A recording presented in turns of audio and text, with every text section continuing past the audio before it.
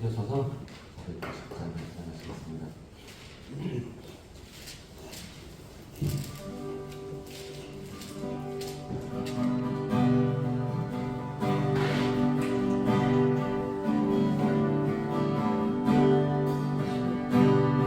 주여 지난밤 내 꿈에 배웠으니 꿈이 이루어 주옵소서. 밤과 아침에 계시고 보여주사 감사 은혜를 주옵소서. 나의 놀라운 꿈 분명 믿기를 감사 그는 받을 거니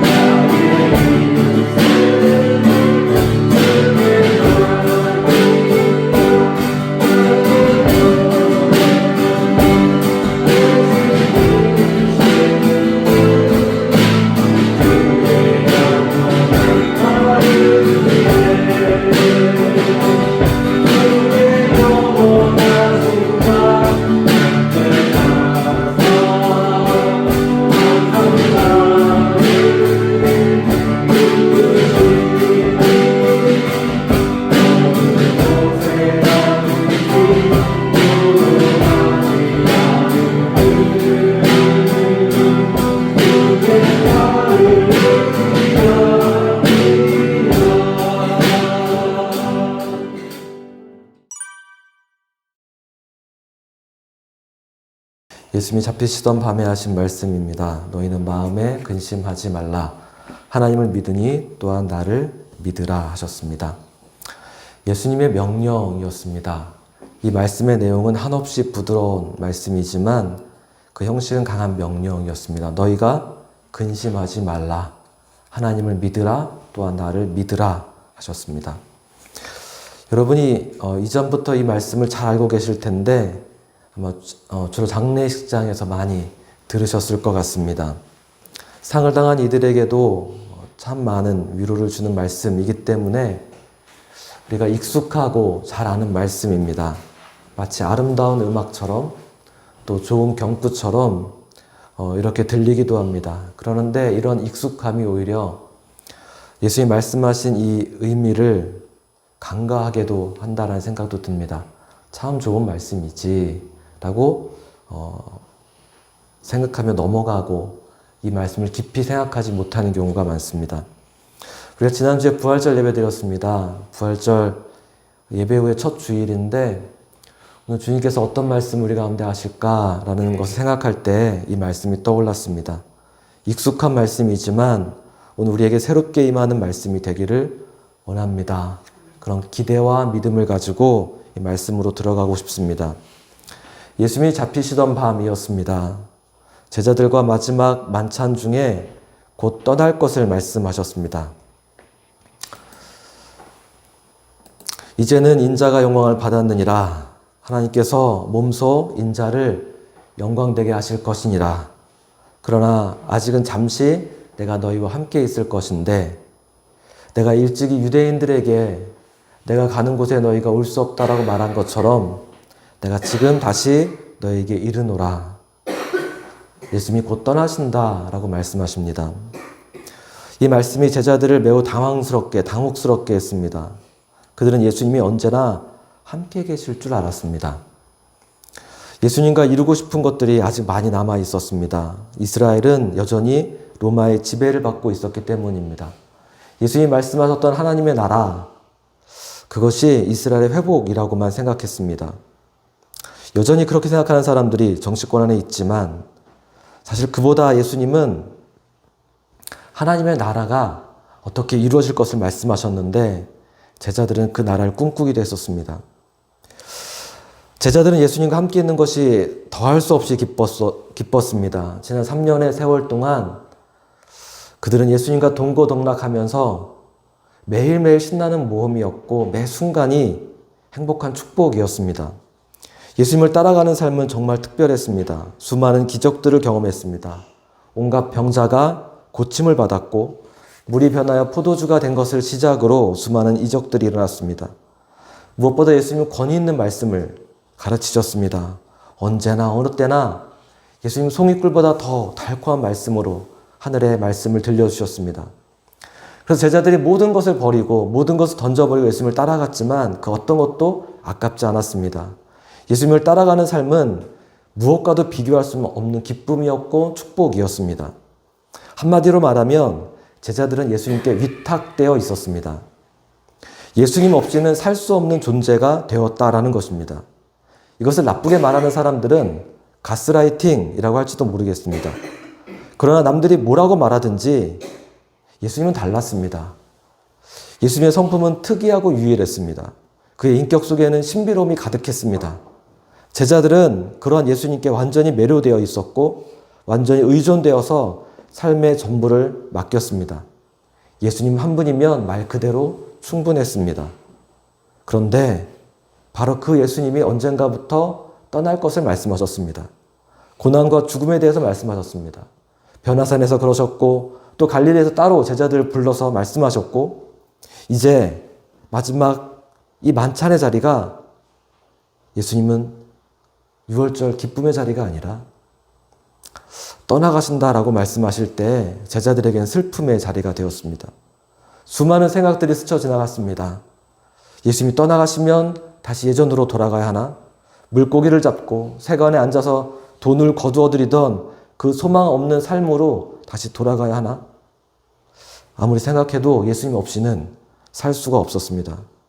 여기저기에서 한숨 소리가 들렸고 저마다 고개를 숙이고 눈물을 글썽이고 있었습니다.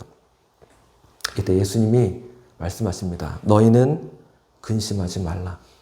하나님을 믿으니 또한 나를 믿으라. 슬퍼하는 제자들을 위로하시며 예수님께서 주시는 말씀입니다.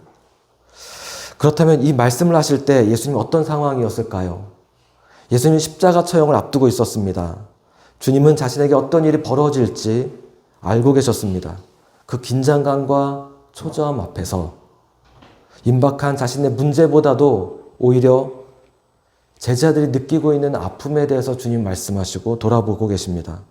이들을 위로하기 위해서 끝까지 자신을 아낌없이 내어주십니다. 우리가 믿는 예수님, 믿는 주님은 바로 이런 분이십니다. 십자가에 달리셨을 때에도 자신의 고통보다 옆에서 죽어가는 한 강도에게 위로의 말씀을 하시는 그런 분이십니다. 몸이 갈갈이 찢겨서 쓰라린 고통을 느끼면서도 십자가 아래 남아있는 이들을 생각하셨습니다. 로마의 백부장이 그 모습을 보고 변화되었습니다. 우리가 믿는 예수님, 우리가 전파하는 복음은 바로 그런 것입니다. 그래서 예수님께서 마지막 순간에 제자들에게 너희는 마음에 근심하지 말라 하신 이 말씀은 단지 격언이나 단지 좋은 말이 아닙니다. 자신의 육체에 세상의 모든 죄를 지고 십자가에 못 박혀 달려 돌아가신 그 참혹한 고난을 당하신 그 순간에도 여전히 우리를 사랑하시고 위로하시는 그 분이 하시는 말씀입니다. 간혹은 마음에 근심하지 말라라고 하신 말씀 때문에 근심하는 사람도 있습니다. 하지 말란다고 그게 되나? 염려나 두려움, 근심이 본능이 아닌가? 라고 말할지 모르겠습니다. 맞습니다. 노력으로 되는 것 아닙니다. 그리고 때로는 근심이 필요할 수도 있습니다. 두려움도 느끼고 걱정도 해야 사고나 위험을 피할 수가 있습니다. 예수님이 그런 말씀하시는 건 아닙니다. 좀 더 본질적인 말씀을 하시는 것입니다. 두려움이나 염려나 근심의 본질입니다. 그것은 바로 죽음입니다. 사람들의 기쁨과 평안을 빼앗아가는 그 본질은 죽음에 대한 생각입니다. 히브리서 2장 14절, 15절에 예수님은 죽음을 통하여 죽음의 세력을 잡은 자, 곧 마귀를 멸하시며 또 죽기를 무서워함으로 한평생 매어 종노릇하는 모든 자들을 놓아주시는 분이라고 말씀했습니다.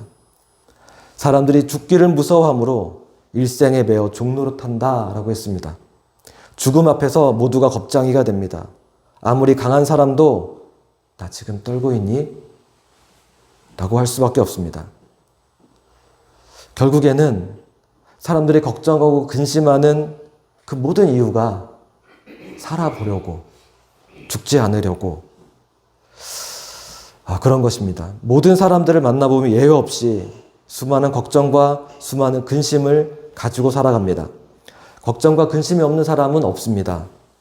제가 요즘에 동사무소에서 기타를 배우면서 오늘도 느끼셨겠지만 일치월장하지 않았겠습니까?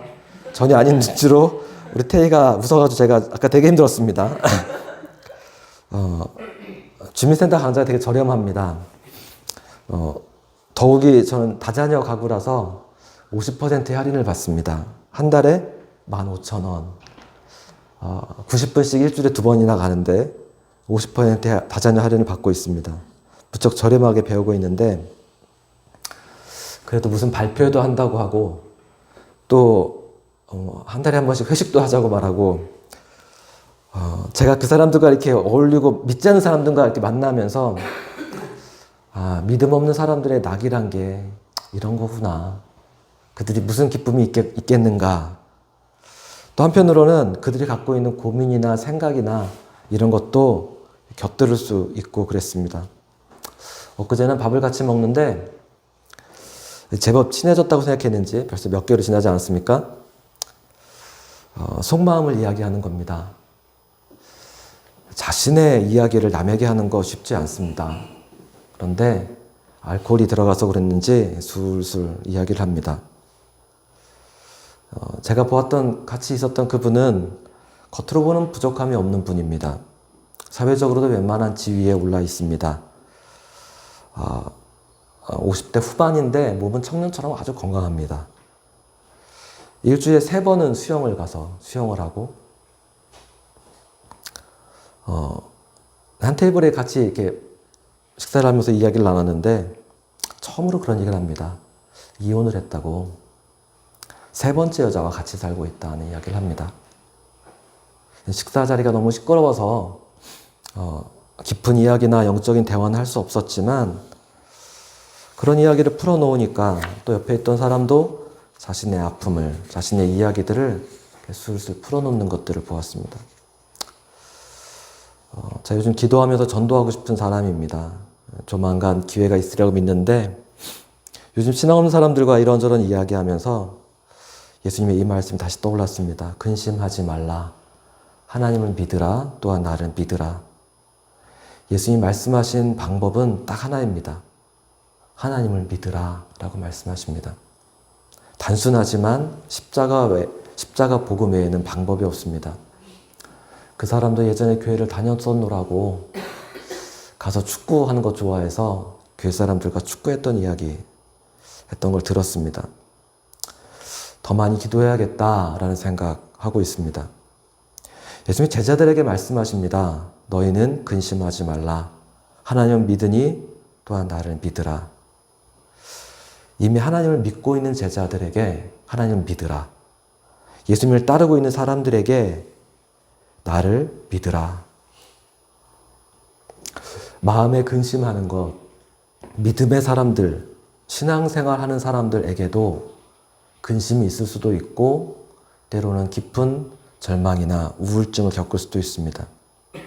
심각한 경우에는 상담이 필요할 수도 있고 또 약물의 도움도 우리가 부정해서는 안 됩니다. 사도 바울도 디모데에게 이렇게 말했죠. 이제는 물만 마시지 말고 내 위장과 자주 나는 병을 위하여 포도주를 조금씩 쓰라라고 했습니다. 당시에 약으로 포도주를 사용했던 것처럼 그것들을 권했던 거죠. 우리가 심리적인 상담이나 약물의 도움도 때론 필요하고 병원도 가야 하지만, 그러나 십자가에 달리신 예수님을 믿는 것은 그 어떤 것과도 비교할 수 없습니다. 우리들의 근심은 세상 사람들과 다릅니다. 제자들의 근심의 이유는 예수님이 떠난다라고 말씀하셨기 때문입니다. 예수님이 십자가에 달리셨을 때 제자들은 모두 흩어졌습니다. 베드로는 예수님을 부인하기까지 하고 저주하며 모른다라고 했습니다. 그러나 부활하신 예수님은 그런 베드로를 찾아가서 내가 나를 사랑하느냐라고 물으셨습니다. 베드로는 자기 자신에게 실망했습니다. 예수님이 함께하지 않으면 우리가 다 이런 존재가 될 수밖에 없습니다. 절망할 수밖에 없습니다. 그러나 부활하신 예수님은 우리를 찾아오셔서 우리를 위로하시는 분, 내가 언제나 너와 함께 있을 거야. 그리고 보혜사를 약속하시고 보내주신 분이십니다. 성령님이 늘 우리와 함께 하십니다. 때문에 하나님을 믿으라, 또한 나를 믿으라 라는 말씀은 예수님이 안 계시지만 예수님이 계신 것처럼 살아가라 라는 뜻입니다. 성령 안에서 내가 너와 늘 함께 있다 라는 뜻입니다.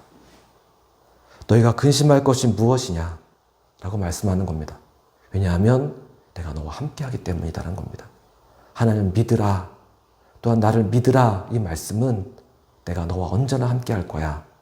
그러니까 내가 너희 눈에 보이지 않는다 할지라도 내가 늘 너와 함께 하는 걸 믿고 살아가는 거야. 근심은 그럴 때 저절로 사라집니다. 내가 근심을 버리려고 노력하는 것이 아니라 내가 하나님과 동행하기 시작할 때 근심은 부산물처럼 당연하게 사라지는 것입니다. 예수님은 이 세상에 오직 나밖에 없는 것처럼 나를 사랑하십니다. 언제나 함께 하십니다. 우리가 근심하지 않으려고 노력하는 것이 아니라 하나님을 믿는 것, 예수님을 믿는 것, 그것은 예수님이 나와 늘 함께 하심을 알고 그 주님과 함께 살아가는 것입니다. 함께 기도하시겠습니다.